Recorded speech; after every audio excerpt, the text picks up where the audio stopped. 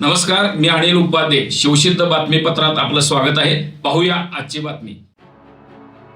करवीर तालुक्यातील उचगाव इथं सुरू असलेले बांधकाम संबंधित विभागाला सांगून थांबवण्याची भीती घालून 12 लाखांची खंडणी मागितल्याप्रकरणी कोल्हापुरातील महाडिक वसाहत मार्केट यार्ड इथं राहणारा 37 वर्षीय श्रीनिवास गजानन लाड याच्यावर गुन्हा नोंद झाला असून पोलिसांनी त्याला अटक केली आहे.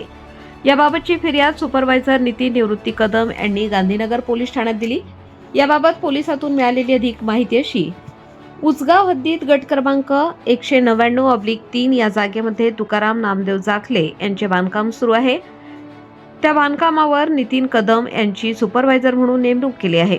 बांधकाम व्यावसायिकांनी संबंधित विभागाचे परवाने घेऊन बांधकाम सुरू केले आहे. दरम्यान माहिती अधिकार कार्यकर्ता श्रीनिवास लाड याने कोल्हापूर नागरिक क्षेत्र विकास प्राधिकरण यांच्या कार्यालयातून माहिती अधिकारातून या बांधकामाबाबत माहिती प्राप्त केली.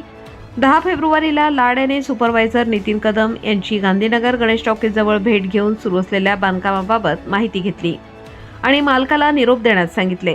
त्यानंतर 17 फेब्रुवारीला कदमवाडी इथल्या एका मोठ्या हॉस्पिटल जवळून लाड याने सुपरवायझर नितीन यांना बोलावून घेतले आणि तुम्ही हे बांधकाम कशा पद्धतीने करत आहात, तुम्हाला बांधकाम परवाना कसा प्राप्त झाला याबाबत मला माहिती आहे.